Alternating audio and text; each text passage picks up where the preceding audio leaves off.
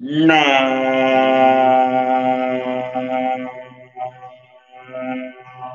मा आरी हंताना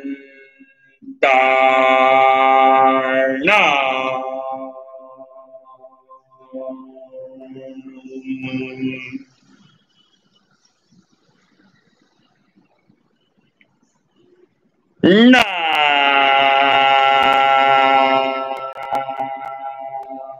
मा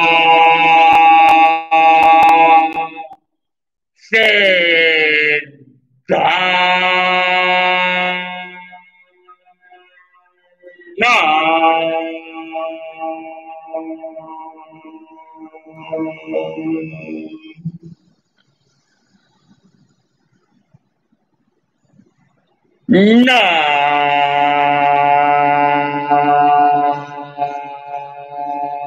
मा आया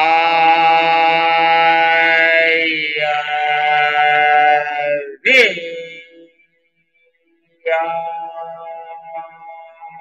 ना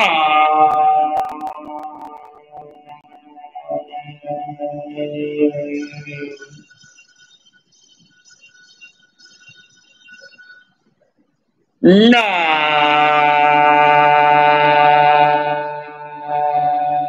मा ओ वाचाया ना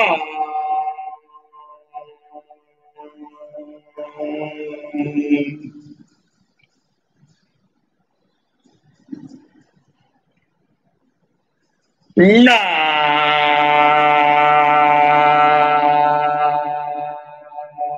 मा लो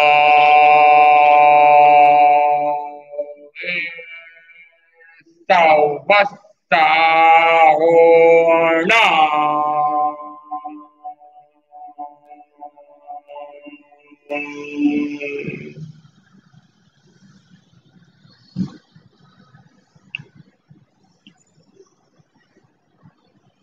ऐसा पंचना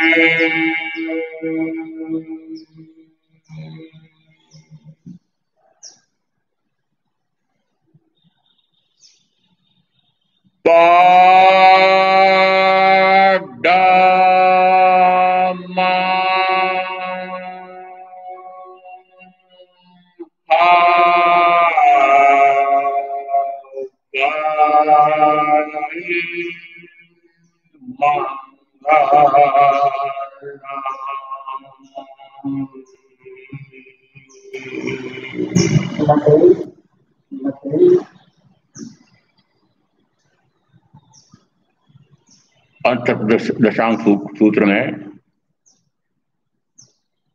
कल गत सुकुमार अणगार की साधना के संदर्भ में चर्चा आई थी और सूत्र में आगम में वचन दिया हुआ है कि जिस समय उनके सिर पर खेर के धगधगाते हुए अंगारे रखे हुए थे उस समय उनको तीव्रतम वेदना हो रही थी। दुसाध्य, असाध्य, असह्य 6 विशेषण लगा के कहा कि उनको ऐसी तीव्रतम वेदना हो रही थी। साथ का साथ यह कि वे उसे समभावपूर्वक सहन कर रहे थे। आगम वचन तो इस प्रकार का है। और अब कुछ सूत्रों से हम जानना चाहेंगे कि सूत्र क्या कहते हैं। व्याख्या प्रगति के 7.3 में एक सूत्र क्रमांक 10 है। उसमें कहा जीवों के जो वेदना है वह निर्जरा नहीं है, और जो निर्जरा है वह वेदना नहीं है।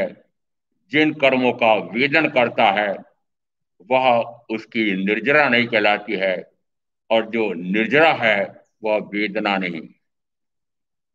सूत्र क्रमांक 13 में कहा भगवान क्या जिन कर्मों को निर्जीर्ण कर दिया उनका वेदन हो गया? क्या जिसका वेदन हो गया उनको निर्जीर्ण कर दिया? भगवान ने कहा नहीं। तो भगवान क्यों, कैसे? कि निर्जरा की है नौ कर्मों की, और वेदन किया है कर्म का। फिर एक सूत्र क्रमांक 16 में आया कि जीव जिस समय कर्म का वेदन करता है, जीव जिस कर्म का वेदन करता है उसकी निर्जरा नहीं करता है, और जिसकी निर्जरा करता है उसका वेदन नहीं करता है। फिर सूत्र क्रमांक 20 में आया कि जीव जिस समय कर्म का वेदन करता है उस समय निर्जरा नहीं करता है, जिस समय निर्जरा करता है उस समय वेदन नहीं करता है। उसके निर्जरा का समय भिन्न है, वेदना का समय भिन्न है, दोनों भिन्न भिन्न समय पर होते हैं। ये 4 सूत्रों से कुछ समझ में आया हो तो कि जीव जिस समय जीवों की कर्म की निर्जरा है उस समय वेदना नहीं है। अब थोड़ा सा वेदना और वेदन का अर्थ समझना पड़ेगा। आपने तो हिंदी की ऐसी बारह बजा रखी है कि काना मात्रा का तो ध्यान ही नहीं रखते हैं। वेदन लिखा तो क्या, न वेदना लिखा तो क्या। वेदना का वेदन करना का अर्थ होता है अनुभव करना। वेदना का वेदन, वेदन है ना अनुभव।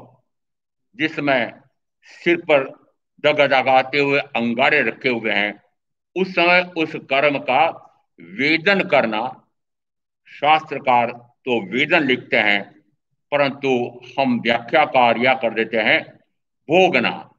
भोगना शब्द है ही नहीं, उसमें वेदन करना, अनुभव करना। तो जिस समय वे कर्म का वेदन कर रहे हैं क्या उस समय निर्जरा होगी? तो क्या नहीं। जिस समय निर्जरा होगी उस समय वेदन होगा, तो क्या नहीं। वह वेदन करता है कर्मों का और निर्जरा करता है नौ कर्मों की। अब एक नया शब्द आया है समय सार में, दिगंबर शास्त्रकार नौ कर्म कहते हैं, शरीर आदि नौ कर्म। क्यों? क्योंकि 4 आघाती कर्म के फलस्वरूप ये शरीर आदि मिलता है, इसको वे नो कर्म कहते हैं। ये कर्म भी नहीं है और कर्म नहीं है ऐसा भी नहीं है, इसलिए इनको कहा नो कर्म। जो जीव भाव करता है उसको कहा भाव कर्म, और भाव कर्म के कारण से जो कर्म का आश्रय बंद होता है उसको कहा ज्ञानावरणादि द्रव्य कर्म। भाव कर्म से द्रव्य कर्म और द्रव्य कर्म से भाव कर्म। भाव से द्रव्य, द्रव्य से भाव। यदि वह भाव करता है तो उसके कारण से कर्म का बंद होता है। कर्म का बंद जब उदय में आता है तो पुनः वह भाव करता है। इसका अर्थ है कि भाव कर्म से द्रव्य कर्म, द्रव्य कर्म से भाव कर्म। बहुत छोटा था तब मैंने दीदी से कहानी सुनी थी। कहानी बहुत जल्दी समाप्त हो जाती है, इस कारण से राजा ने जिस समय निमंत्रण दिया कहानीकारों को कि मुझे ऐसी कहानी सुनाओ कि जिसका कभी भी अंत ना आए। अब कितने ही कहानी सुनाने वाले जाते हैं परंतु आखिर कहानी चाहे उपन्यास के बराबर भी हो तब भी उसका तो अंत तो आता ही आता है। एक व्यक्ति गया, उसने कहा राजन जैसे आप राजा हैं ऐसे एक और राजा भी थे, उनकी विस्तीर्ण कृषि भूमि थी और उस समय बरसात भी अच्छी हुई थी। उस समय फसल बहुत अच्छी हुई, सारे दाने कोठार में भर के रख दिए। और उस समय एक चिड़िया आई, दाना चुगा, उड़ गई फुर्र। फिर एक चिड़िया आई, दाना चुगा, उड़ गई फुर्र। फिर एक चिड़िया आई, दाना चुगा, उड़ गई फुर्र। आगे बढ़ा ना कहानी को। महाराज आगे कहां से बढ़ाऊं? अभी कोठार में जितने दाने भरे पड़े हैं वे समाप्त होंगे तो कहानी समाप्त होगी। चल, बोलता गया, 8 महीने तक बोलता जाए, और यदि फिर बरसात आ जाए और फिर वापस खेती बोए और फिर भंडार भर जाए, या आपका कर्मों का भंडार भी ऐसा ही है। एक चिड़िया आई, एक नौकाशी का तप किया, एक उपवास कर लिया, एक दिन सामायिक कर ली 2 घड़ी की।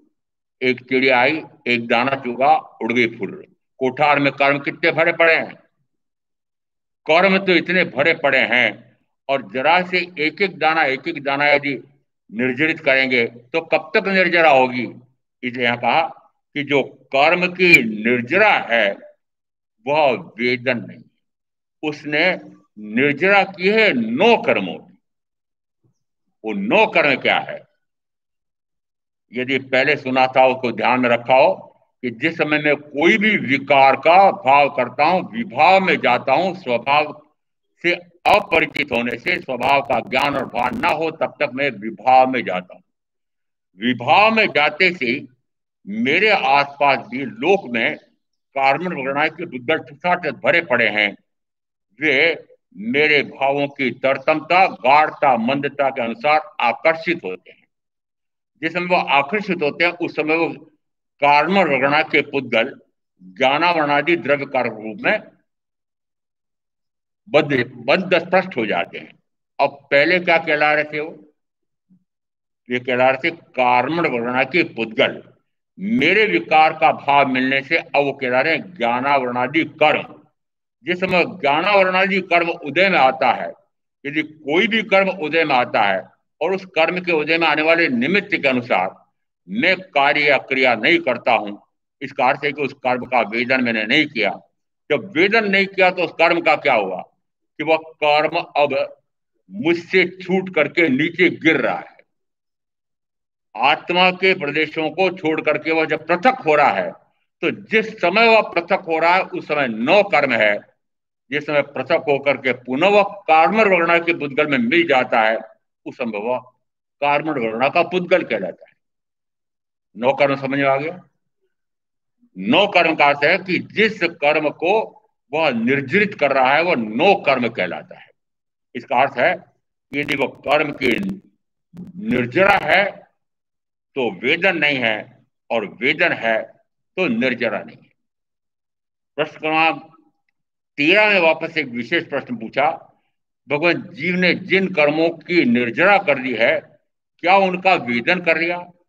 जिनका वेदन कर लिया, क्या उनकी निर्जरा कर दी?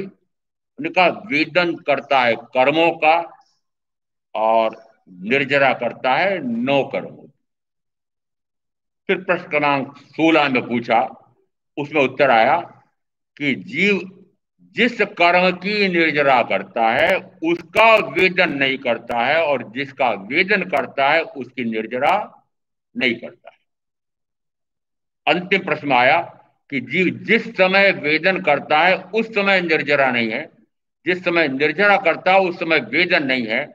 वेदन का समय भिन्न है, निर्जरा का समय भिन्न है, दोनों का समय भिन्न भिन्न है। और अब इसको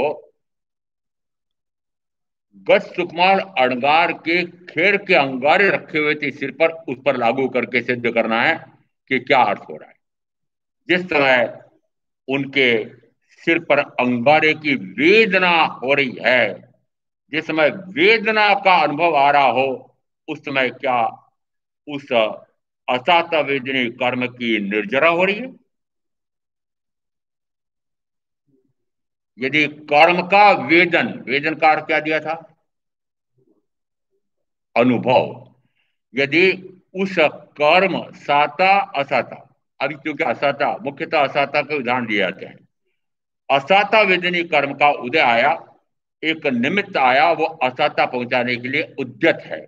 यहां पर असाता पहुंचाने वाला सोमिल ब्राह्मण वह खेर के अंगारे भर करके सिर पर रख करके चला गया है।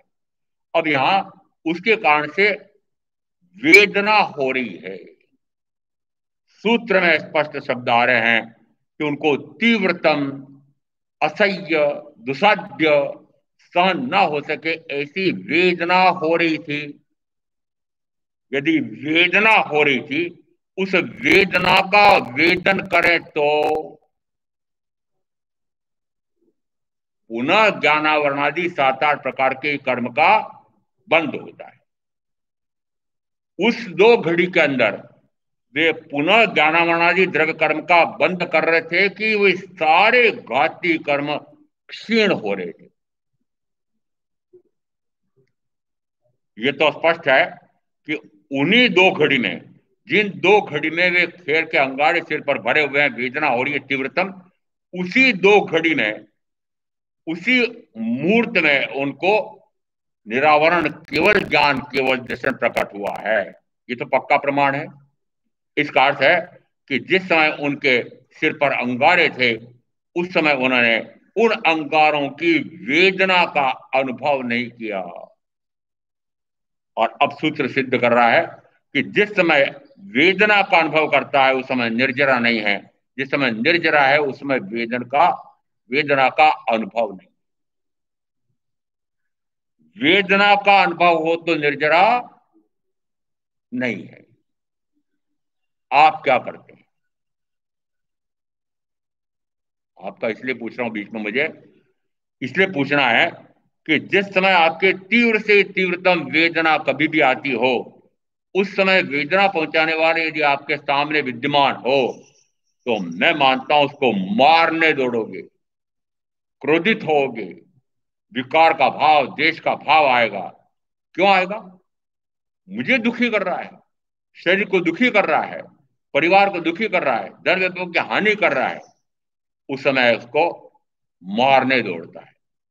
यहां गस्त कुमार अणगार, या कल एक और उदाहरण दिया, महामुनि महावीर कान में कीलियां ठुकी थी, उस समय क्या कर रहे थे? दुखी हो रहे थे। उस वेदना से दुखी हो रहे थे क्या? दुखी हो रहे हो तो पुनः ज्ञानावरणादि 7-8 प्रकार के कर्म का बंध है। और वहां भी और यहां भी दोनों मानना कि नवीन कर्म का कोई उपार्जन नहीं हो रहा था। और गस्त कुमार अणगार के संदर्भ में हम कह सकते हैं कि उन्हीं 2 घड़ी में उनको केवल ज्ञान, केवल दर्शन प्रकट हुआ है। इसका अर्थ है, तीसरा दिया है इसमें 16वें प्रश्न के उत्तर में, कि जीव जिस कर्म की निर्जरा करता है, उसका वेदन नहीं करता है। जिसका वेदन करता है, उसकी निर्जरा नहीं करता है। कौन सा कर्म का उदय आया है? बाह्य अपेक्षा से तीव्रतम असाता वेदनी कर्म का उदय आया है। यदि तीव्रतम असाता वेदनी का अनुभव करें, उसको क्या नाम दिया? वेदन। यदि जिस कर्म का वेदन करते हैं, उसकी निर्जरा नहीं करते। उनके असाता वेदनी कर्म का क्षय हो रहा था कि नया बन रहा था? क्षय हो रहा था का इसका अर्थ है कि उन्होंने उस कर्म का वेदन नहीं किया। फिर अंतिम में आया कि जिस समय जीव वेदन करता है, उस समय निर्जरा नहीं करता। उन 2 घड़ी में गस्त कुमार अणगार क्या कर रहे थे? निरंतर ज्ञाता दृष्टा स्वरूप प्रमणता, ज्ञाता दृष्टा स्वरूप प्रमणता। अब जिस समय वे ज्ञाता भाव, मात्र स्व को जानना, स्व को देखना, स्व में रमना हो रहा है, उस समय वह असात अवेदनी कर्म का उदय आकर के तीव्रतम वेदना पहुंचा रहा है। अब वेदना का वेदन का अनुभव कर रहे हैं कि आत्मा का अनुभव कर रहे हैं? यदि आत्मा का अनुभव कर रहे हैं, तो कर्म की वेदना का अनुभव नहीं हो सकता। इसका अर्थ है कि जिस समय वो निर्जरा कर रहे थे, उस समय वेदन नहीं हो रहा था। जिस समय वेदन होगा, उस समय निर्जरा नहीं होगी। चारों सूत्र सिद्ध होते हैं। उसको पुनः एक चार व्याख्या प्रकृति में आया। प्रदेश कर्म को वेदना पड़ता है, भोगना पड़ते हैं। अनुभाव कर्म कोई वेदे कोई न वेदे और मुक्त हो जाते हैं। कौन न वेदे ऐसा केवल ही जानते हैं। आगे इसी में आया है कि कर्म को भोगे बिना छुटकारा नहीं है। अब यहां दो शब्द अलग अलग आ रहे हैं, और पहले के सूत्र यदि याद हो तब तो आपको स्मरण में आ सकता है कहा क्या शब्द है। प्रदेश कर्म का वेदन करना पड़ता है, अनुभाव कर्म का वेदन करे न करे और मुक्त हो जाता है।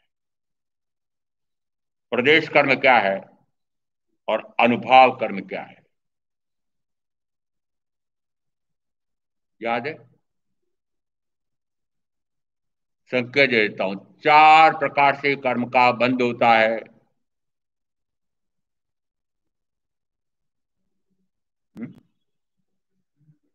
प्रकृति बंध, कल भी बोला था। स्थिति बंध, अनुभाव बंध और प्रदेश बंध।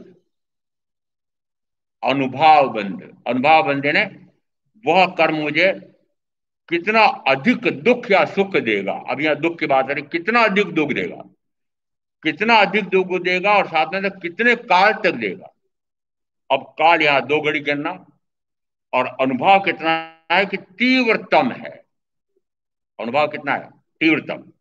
अब यहां आ रहा है प्रदेश वेदन और अनुभाव वेदन।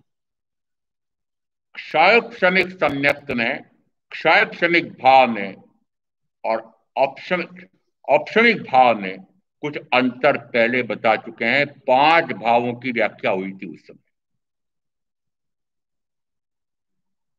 औपशमिक सम्यक्त में कुछ भिन्न बताया था और क्षयक्षमिक सम्यक्त में या भाव में भिन्न बताया था।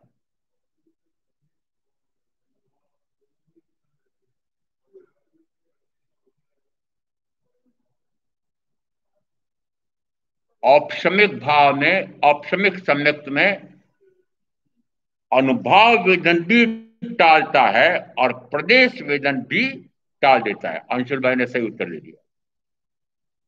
और क्षयक्षमिक भाव में, क्षयक्षमिक भाव में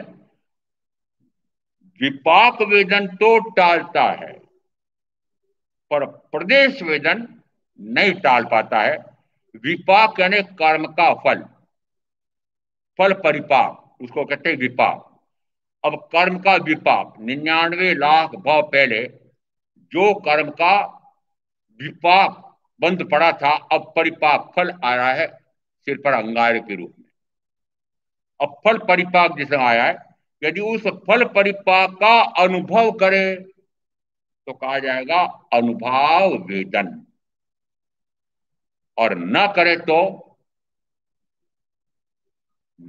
तो प्रदेश में इसलिए वेदन माना जाएगा कि आत्मा के असंख्यात प्रदेश है, और आत्मा के असंख्यात प्रदेश इस शरीर प्रमाण फैले हुए हैं, विस्तारित हैं।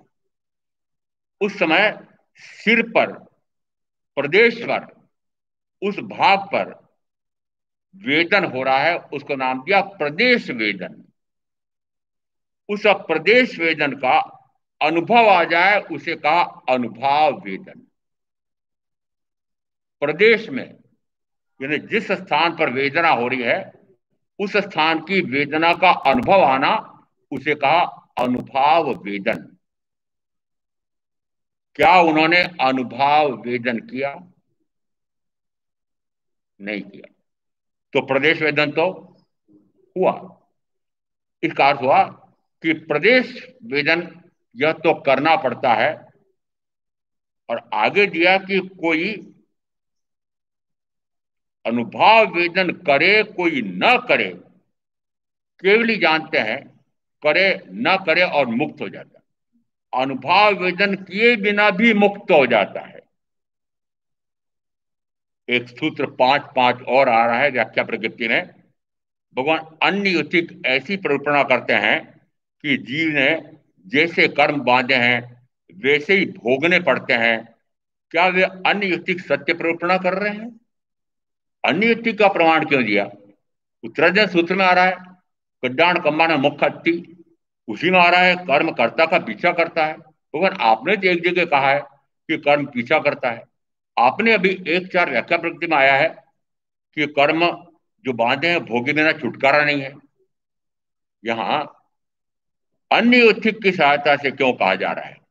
यहां पर अन्य कहते हैं कि जीव जैसे कर्म मानता है वैसे ही भोगने पड़ते। महावीर कहते हैं वैसे ही भोगे न भोगे।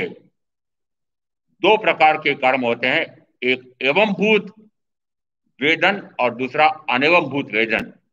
जैसा उसने कर्म बांधा है वैसे ही उसको अनुभव करना पड़ता है। दूसरा कहा अनेवम भूत वेदन, कि जैसा बांधा है वैसा न भोगे और छूट जाए।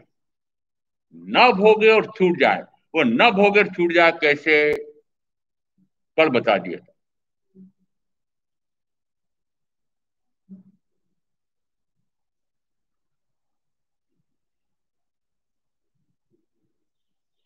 10 प्रकार बताए थे, उसमें आ रहा है उद्वर्तन,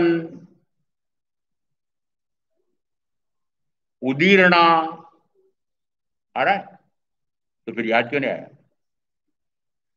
उदीर्णा का अर्थ है कि कर्म का बंध तो कर लिया, अब वो कर्म की उदीर्णा, उदीर्णकरण कर सकता है क्या? तो उदीर्णकरण कैसे करेगा? कि अपने स्वपुरुषार्थ से कुछ ऐसा करता है कि उन कर्म को जो बाद में हो सकता है उदय में आने वाले हैं, फल देने वाले अभी आए नहीं है, वो फल देने के लिए तो सक्षम हो गए पर फल देने के लिए आए नहीं है, तो आत्मा स्वयं ही अपने पुरुषार्थ से उन कर्मों को शीघ्र ही उदयावली में लाता है। उदय की आवली, उदयावली में लेकर के आता है। कैसे लेकर के आता है? महाराज आप तो बोले जाओ, प्रश्न क्यों पूछते हो, बीच बीच में परेशान करते हो हमको। उदयावली में कैसे लाता है? विपरीत से विपरीतम स्थान महाश्मशान, विपरीत से विपरीत स्थम व्यक्ति, ऐसे खेर के दगदगारे अंगारे रखने वाला शरीर की तो मृत्यु हो रही है, विपरीतम स्थान पर खड़े हुए हैं और ये तय करके खड़े हुए हैं कि इस एक रात्रि में यदि ऐसा भयंकरतम कष्टदाता उपसर्गदाता आ जाए कि शरीर का नाश भी हो जाए, तब भी मैं अडोल अकंप आसन, अडोल अकंप ध्यान में लीन रहूंगा। इसी को कहा भिक्षु प्रतिमा 12वीं।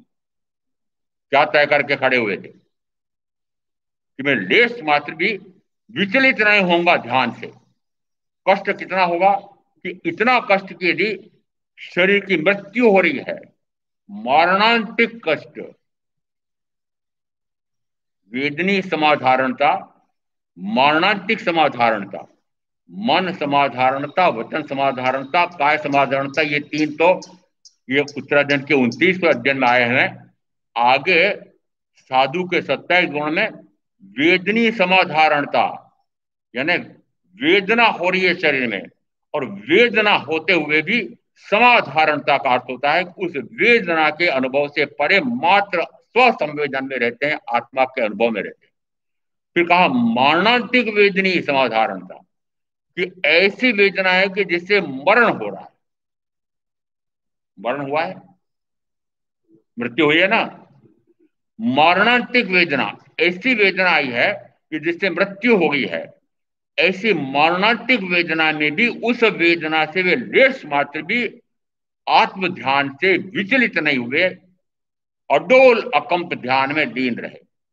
उसको नाम दिया उदीर्ण। क्या किया उन्होंने?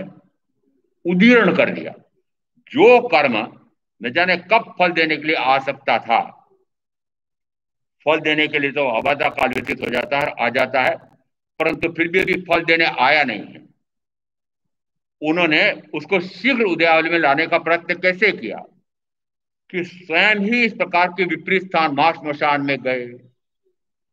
सारे संयमी उद्यान में और इस समय परमात्मा के सानिध्य में मार्गदर्शन में बैठ करके साधना कर रहे थे।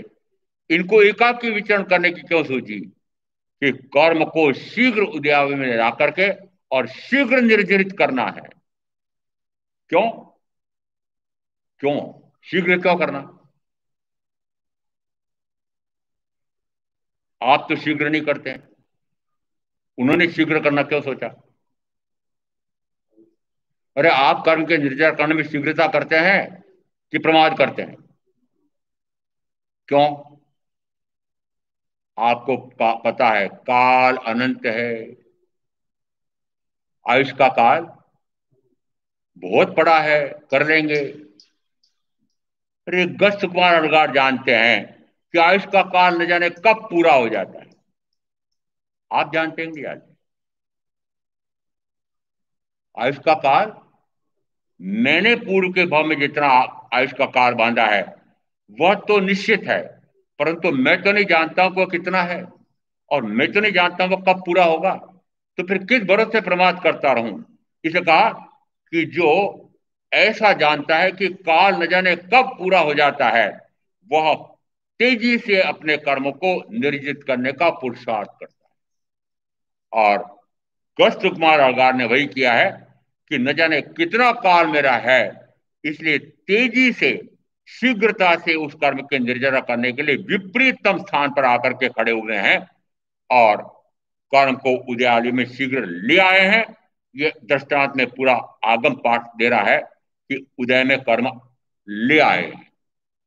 जिस समय कर्म उदय में आ गया है, अब क्या करें कि अपने ही उस पुरुषार्थ से कर्म को शीघ्र उदयालय में लाए हैं और अब उस कर्म के फल से दृष्टि हटा लेते हैं।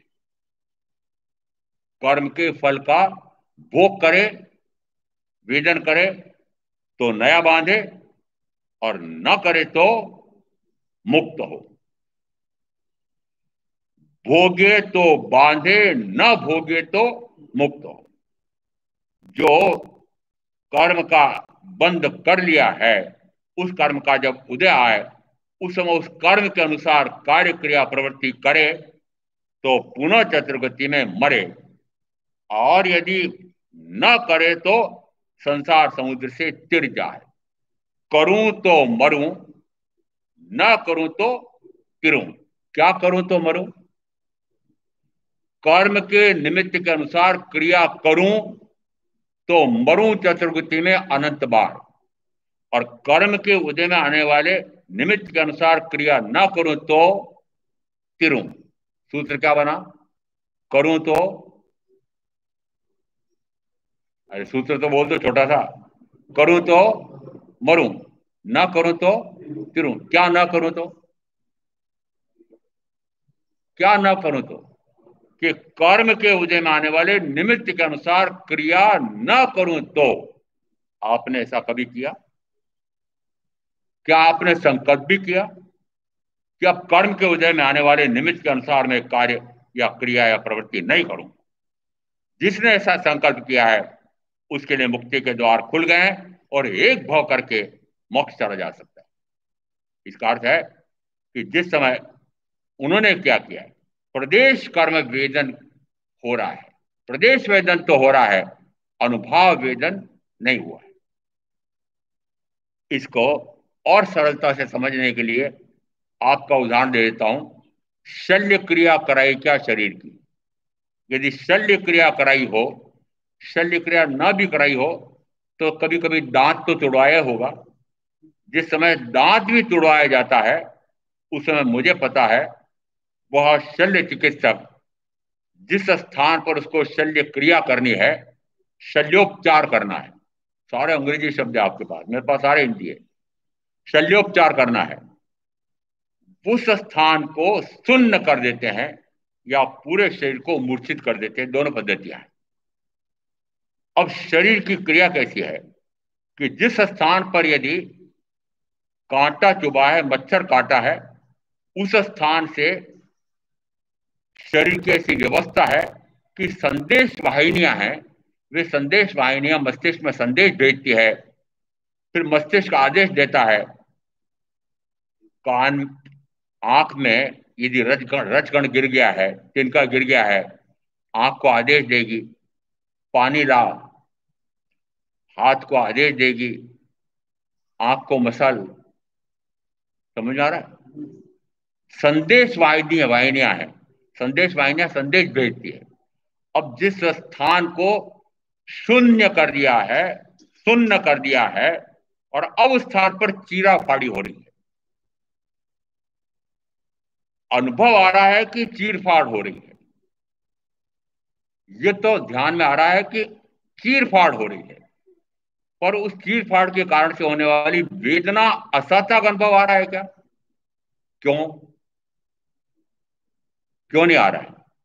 कि उस स्थान पर जो वेदना है, उस वेदना को भेजने के लिए उस शल्य चिकित्सक ने उस मस्तिष्क से उस स्थान का संबंध काट लिया।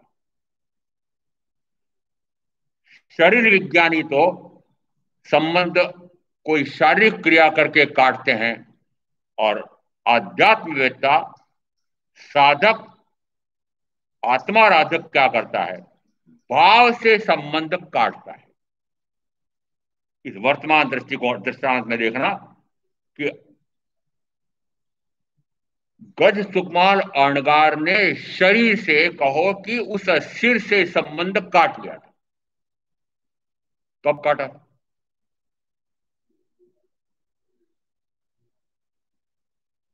कब काटा था? अरे अभी अभी अभी काटा क्या? कब काटा? एक दिन पहले प्रातः काल प्रवचन सुनते सुनते काटा था। ये शरीर मैं नहीं हूं, मेरा नहीं है, काट लिया, संबंध काट लिया। अब दिन भर में, दूसरे दिन दिन भर में, फिर उस समय ध्यान साधना में प्राथमिक तौर से प्रथमतः यह भाव हो सकता है। यह शुक्ल ध्यान में पहले पाए दूसरे पाए की बात आई थी, उस समय आया था, मैं शरीरादि रूप नहीं हूं, मैं शरीरादि के माध्यम से होने वाली वेदना रूप नहीं हूं, मैं उस वेदना का अनुभव करूं, वेदना करने का अनुभव करने का मेरा सामर्थ्य नहीं है, मैं तो वेदना अनुभव कर ही नहीं सकता हूं, मैं तो मात्र अपने ही ज्ञान गुण का, अपने ही दर्शन गुण का, अपने गुण का ही अनुभव कर सकता हूं। इस पुद्गल द्रव्य के वर्ण का, गंध का, रस का, स्पर्श का जो पर्यांतर हो रहा है, मैं उसका अनुभव कर ही नहीं सकता हूं। ऐसा उन्होंने पक्का निश्चय कर लिया था एक दिन पहले प्रातःकाल। और अब उसकी परीक्षा आ रही है, सिर पर अंगारे हैं पड़ उस समय।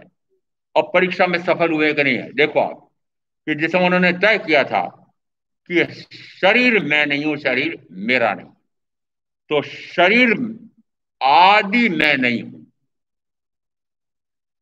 आदि की परीक्षा कब दी? आदि मैं नहीं हूं कब सिद्ध किया?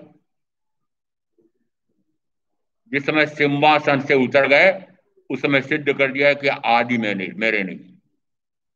जिस समय सर्ववृत्ति संयम लिया, जिस समय मार्स मशान में गए, उस समय अंदर में पक्का कर रखा था कि शरीर मैं नहीं हूं, शरीर मेरा नहीं। ये शरीर, इसका वर्ण, गंध, रस, स्पर्श परिवर्तित होता है, पर्यांतरित होता है, इसमें जो होना हो वो हो। यह जिए तो मुझे क्या, यह मरे तो मुझे क्या, इसका जीना, इसका मरना मेरा जीना मरना नहीं है। जीवनी उत्पत्ति અને રોગ શોક દુઃખ મૃત્યુ દેહનો સ્વભાવ જીવ પદમાં જણાય છે। जीवनी उत्पत्ति અને रोग शोक दुख मृत्यु, ये जीव की जो उत्पत्ति हुई है, ये रोग आ रहा है, ये शोक आ रहा है, ये दुख आ रहा है, ये मृत्यु आ रही है, ये मुझ में नहीं आ रही है। ये किस में आ रही है? ये तो शरीर में हो रही है। ये आत्मसिद्धि सूत्रकार ने भी कहा है, इसका अर्थ है कि मृत्यु जो हो रही है वो मेरी नहीं हुई है, मैं तो मरण धर्मा हूं ही नहीं, मैं तो मरण धर्मा हूं ही नहीं। ये मरण धर्मा तो शरीर है, तो मरने वाला मर रहा है, मैं तो अजन्मा, अजर, अमर आत्मा हूं। ऐसा ही अंदर में पक्का करके अब वो ध्यान में खड़े हैं, तो फल क्या आएगा? वहां पर ध्यान जाएगा। जिस शरीर को अपना नहीं ऐसा मान लिया, जिस शरीर के माध्यम से होने वाली वेदना का अनुभव करने का सामर्थ्य, शक्ति मेरे पास है ही नहीं, मैं उस वेदना का अनुभव कर ही नहीं सकता हूं। करता हूं, यह सत्य है कि नहीं? परंतु व्यवहार में सत्य है ऐसा कहा जाता है। वस्तुतः, तत्वतः, तथ्यतः, सिद्धांततः, निश्चय नय से मैं शरीर के माध्यम से होने वाली वेदना का अनुभव कर ही नहीं सकता।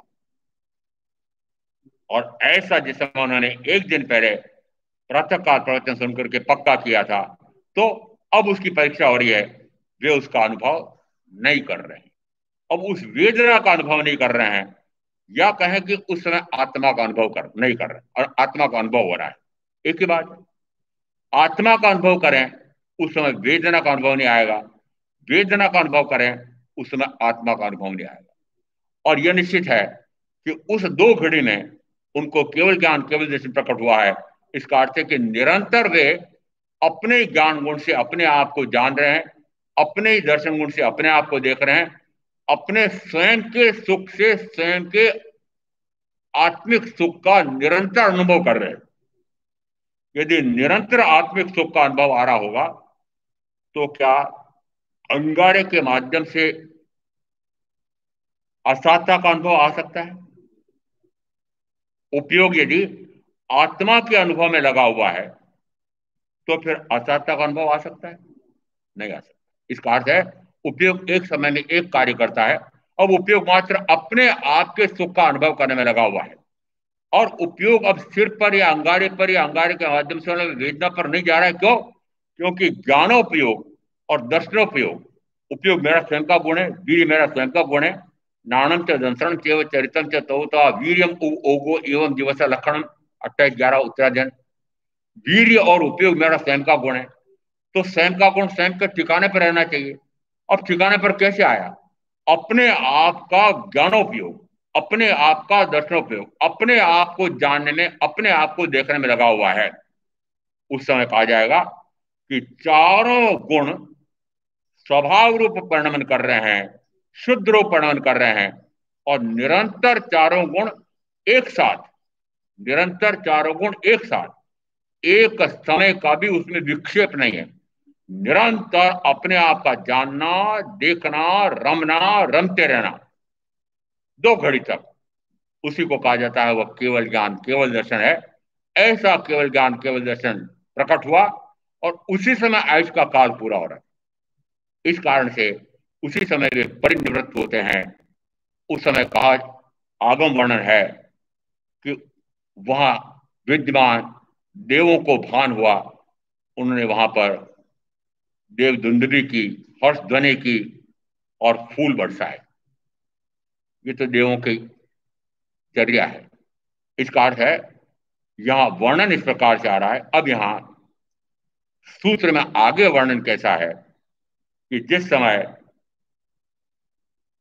कृष्ण महाराज दूसरे दिन भगवान हरिश्चंद्र के यहां पर वंदन करने जाते हैं, वंदन करके फिर पूछे भगवान, वो मेरे सहोदर भ्राता गस्सुमान अणगार कहाँ है, मैं उनको वंदन करना चाहता हूँ, परिपासना करना चाहता हूँ। उन्होंने कहा, उन्होंने तो जिस प्रयोजन से संयम लिया था वह प्रयोजन सिद्ध हो गया है। लेकिन वे कैसे, वह कैसे? तो उन्होंने पूरी घटना सुनाई कि किस प्रकार से मुझसे आज्ञा लेकर के मां श्मशान में गए थे, यावत अंगारी सिर पर आदि का पूरा वर्णन किया। ऐसा वर्णन किया तब कृष्ण महाराज ने पूछा, भगवान वह ऐसा अप्रार्थित का प्रार्थित, मृत्यु का चाहने वाला वह कौन दुष्ट है? तो उन्होंने कहा, तुम उसको दुष्ट क्यों मानते हो? तुम तो उसको मानो कि अर्जुन माली को मोक्ष गमन में सहायता पहुंचाइए। वह कैसे? अगस्त कुमार, वह कैसे? जिस समय तुम यहां आ रहे थे उस समय तुमने एक जीर्ण शीर्ण वृद्ध को देखा था, उसके सामने बहुत सारी ईंटें, कच्चा मकान था, जीर्ण शीर्ण हो गया था, नया बनाना था। वह एक एक ईंट उठा कर रख रहा था, परेशान हो रहा था।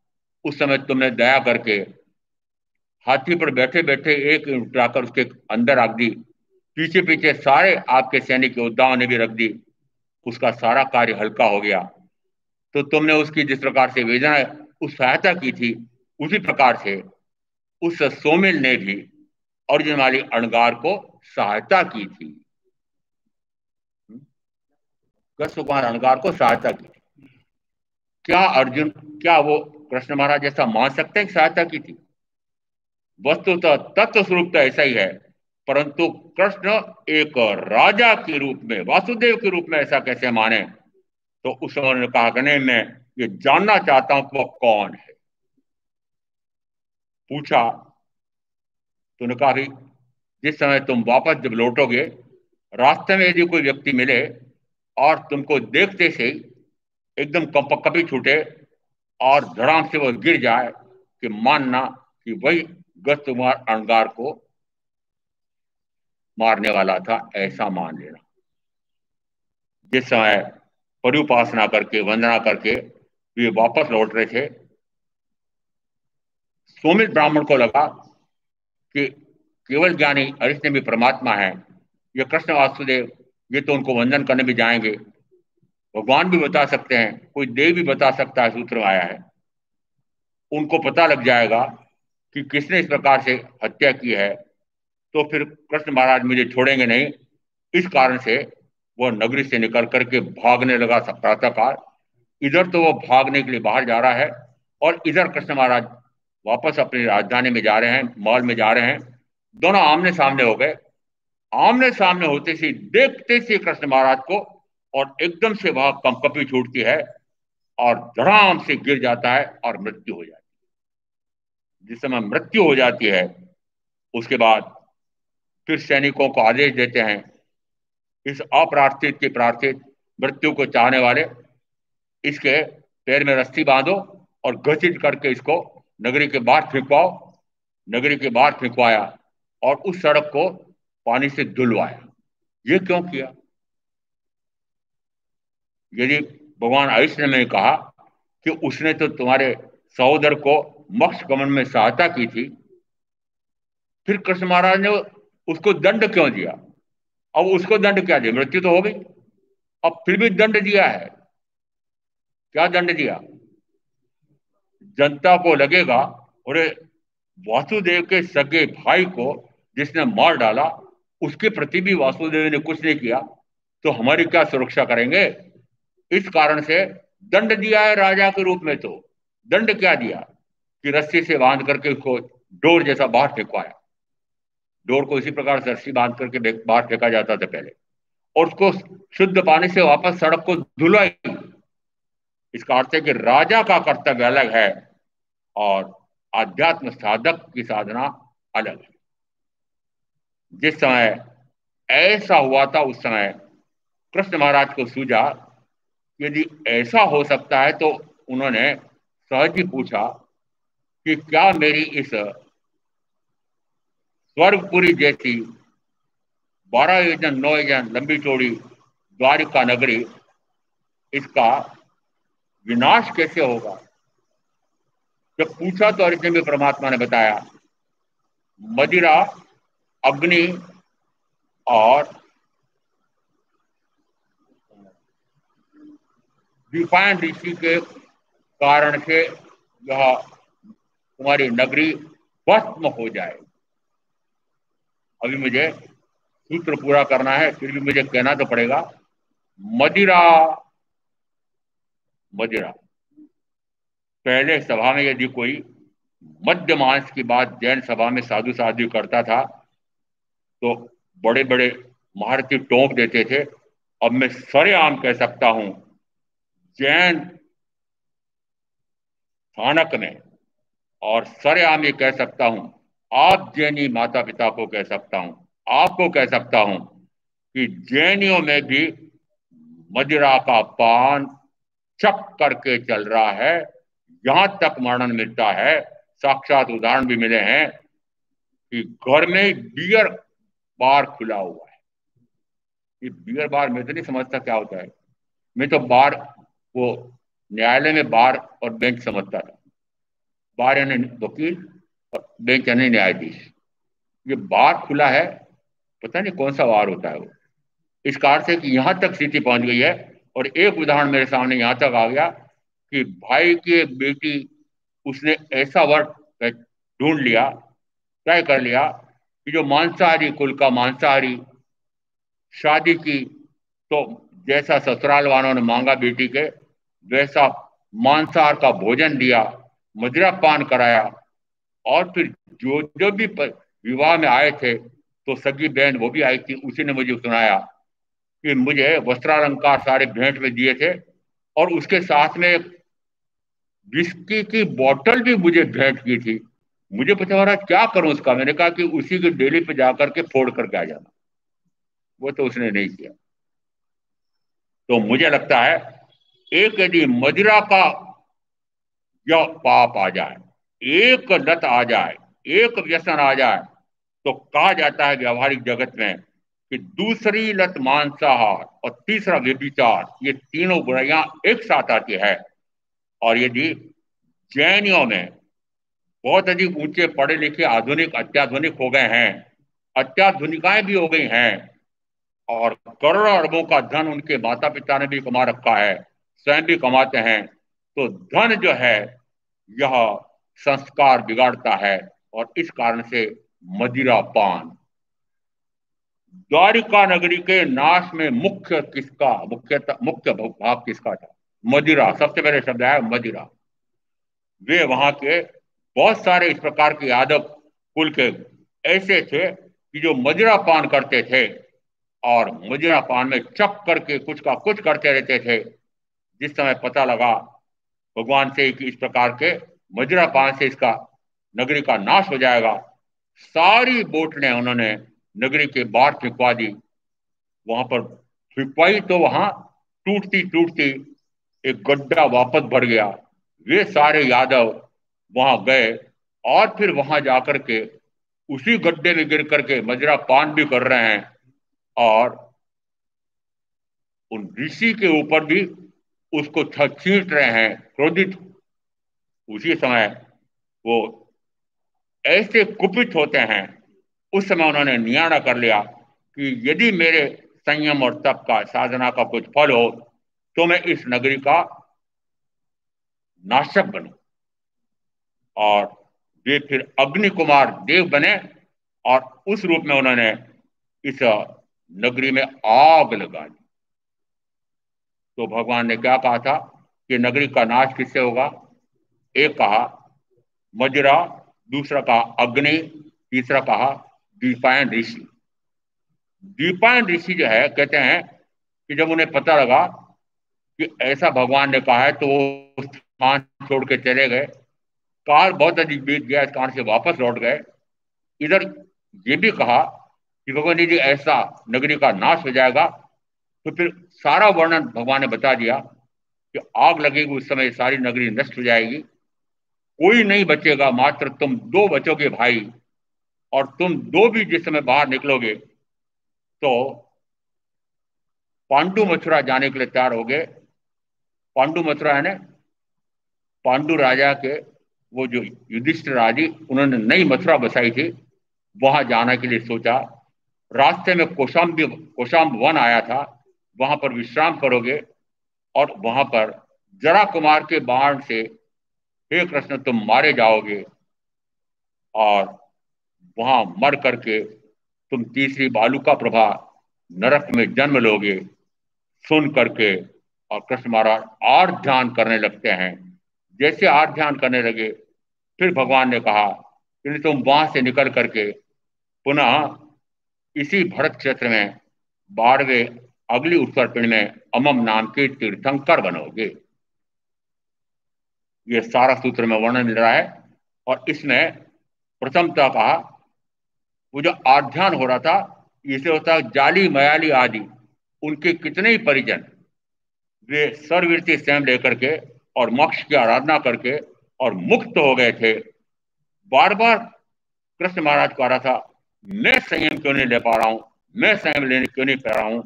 कृष्ण महाराज की बात अंदर में जैसे ज्ञात हुई, भगवान ने कहा तुम ऐसा चिंतन कर रहे थे क्या और ध्यान कर रहे थे क्या?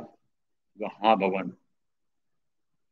वासुदेव नियाणाकृत होते हैं, इसलिए वे न कभी संयम लेते हैं, न कभी लिया, न लेंगे। इसलिए वासुदेव कभी संयम लेते नहीं हैं। नियाणाकृत का क्या अर्थ होता है? पूर्व में यदि कोई संयम साधना की हो, तप साधना की हो, दोनों किए हों, और उस तप साधना का, संयम साधना का वो फल मांग लेता है, संयम से तो संवर हो जाता है और तप से व्यवधान को प्राप्त करके वो अक्रिय होकर के सिद्ध हो जाता है। संयम और तप का फल तो इस प्रकार का उत्कृष्ट आया हुआ है, परंतु फिर वह संयम और तप का फल मांग लेता है कि मुझे ऐसे इंद्र विषयों का भोग मिले। एक उदाहरण ब्रह्मदत्त चक्रवर्ती का दिया था, मेरे संयम और तप का फल हो तो मैं ऐसी पटरानी का भोग भोगूं। वो सनत कुमार चक्रवर्ती की पटरानी थी, तो अगले भाव में चक्रवर्ती बना।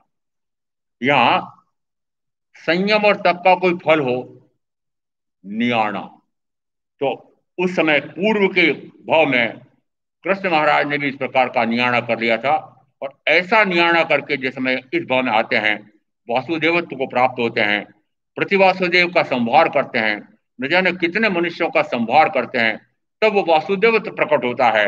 इस कार्य से कि इतने मनुष्यों की हत्या करने वाला, उसके जो कर्म का बंध होगा, वह कैसे मुक्त हो सकता है, वो संयम कैसे ले सकता है, वो तो नरकगामी होगा। इस अपेक्षा से एक तो यह कारण बताया, दूसरा कहा कि नियाणा करके आए थे इसलिए स्वयं ले नहीं सकते, ऐसा भी वर्णन मिल रहा है। नियाणे में वर्णन मिल रहा है कि नियाणा क्या होता है। मेरे संयम और तप का कोई फल हो तो मुझे अगले भाव में इस प्रकार का शरीर सुख मिले। शरीर सुख मांगा है, मिल क्या सकता था, मिल क्या सकता था, मोक्ष। संयम और तप का फल है मोक्ष, उसके स्थान पर यदि मांग लिया शरीर सुख, कहां तक का कि मैं चक्रवर्ती हो जाऊं, चक्रवर्ती की पटरानी के साथ भोग हो। इसका अर्थ है कि हीरा मिल सकता था, उसके जगह यदि कोयला मांग लेता है तो हो सकता है कोयला तो मिल ही जाए। इसको कहते हैं नियाणा। यदि अपना कोई संयम किया है, कोई तप किया है, तो बाह्य में इस प्रकार का कोई भाव नहीं लाना कि मेरे इस प्रकार का कोई बाह्य में शरीर सुख, इंद्रिय सुख, परिवार सुख आदि मिले।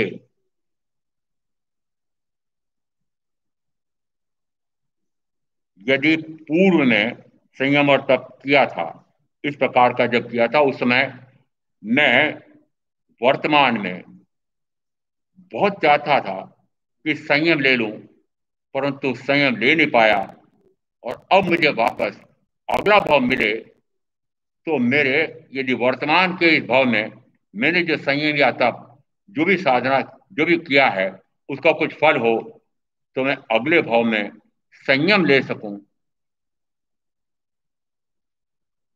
क्या करेगा, अगले भाव में मनुष्य भाव लेकर के वह शरीर संयम तो ले लेगा, परंतु मोक्ष की साधना नहीं कर पाए। क्यों? क्योंकि फल सीमित कर लिया। इस भाव में तो महाराज में संयम नहीं ले सका, अगले भाव में ले लूंगा। आप भी सोचते हैं ना, मेरे संयम और तप का कुछ हो तो इस भाव में तो मैं संयम नहीं ले सका, अगले भाव में मैं ले लूं। तो यहां पर भी कहा कि वह अगले भाव में संयम तो ले लेगा, परंतु मोक्ष की साधना नहीं कर। मेरे संयम और तप का कोई फल हो तो मैंने अभी इस भाव में श्रावकत्व तो नहीं लिया है, मैं श्रावकत्व तो ले लूं, तो श्रावकत्व तो लेगा, आगे नहीं बढ़ सकता। इस भाव में तो मुझे सम्यक प्रकट नहीं हुई है, अगले भाव मुझे सम्यक प्रकट हो जाए, ऐसा भाव करे, मेरे संयम और तप का कुछ फल हो तो अगले भाव में सम्यक तो मिल जाएगी, परंतु आगे नहीं बढ़ सकता। इसलिए अपने संयम और तप का कोई भी बाहर में फल, या तक कि इस प्रकार के फल भी न मांगे, फल की चाह करे ही नहीं। क्यों? क्योंकि बाह्य में जो भी मैंने तप साधना की है, वह मेरे अपने स्वयं के विकारों पर विजय प्राप्त करने के लिए, इंद्रिय विषयों पर विजय प्राप्त करने के लिए वह साधना की है। उसका बाह्य में शरीर सुख मांगना, यह तो भिखारीपना है। इसलिए इस प्रकार का कोई सुख न चाहे। आगे वर्णन इसमें यहां तक मिल रहा है कि कृष्ण महाराज के द्वारा इस प्रकार से घोषणा की गई। फिर घोषणा ये की गई कि यह यदि नगरी तो जलने वाली है, उन्हें कहा कि जो जो, चाहे वह परिवार का सदस्य हो, कृष्ण महाराज के परिवार का सदस्य हो, चाहे वह नगरी का हो, राजधानी का हो, चाहे पूरे राज्य में जो भी भगवान अष्टमी के साने में दीक्षा लेना चाहे, वो दीक्षा ले, और बाद वालों की चिंता ना करे, उसके कृष्ण महाराज सारी साथ संभाल करेंगे। और इस कारण से कई ने दीक्षा ली, स्वयं कृष्ण महाराज के 8 रानियां, महारानियां, उनमें पटरानी, उन 8 को उन्होंने भिक्षा में ले जा करके दिया। उनकी और रानियों ने दीक्षा ली, उनके पुत्रों ने ली, पुत्र वधुओं ने ली, पौत्रों ने ली, पौत्र वधुओं ने ली। इस प्रकार से कितनों ही ने दीक्षा ली। उनकी प्रेरणा से इतनों सर्ववीर से संयम लिया। उसी के कारण से क्षय सम्यक दर्शन के साथ ऐसा करने से उनके तीर्थंकर नाम गोत्र कर्म का बंद पड़ा। ऐसा तत्व का स्वरूप समझ करके मैं आप जो साधना करेंगे उनका अवश्य कल्याण होगा। ओम गुरुदेव क्या गया चत्तारि मंगलम अरिहंता मंगलम सिद्धा मंगलम साहू मंगलम केली प्रणत मंगलम चत्तारि लघुत्तमा अरिहंता लघुत्तमा सिद्धा लघुत्तमा साहू लघुत्तमा केवली प्रणत लघुत्तमा चत्तारि शरणपवज्जामि अरियन्ते शरणपवज्जामि सिद्धे शरणपवज्जामि साहू शरणपवज्जामि केवली प्रणतम धम्मम शरणम पवज्जामि। चार मंगलिक, चार उत्तम, चार शरणा और शरणानी को जो भव्य प्राणी याद रहे तो अक्षय अमर।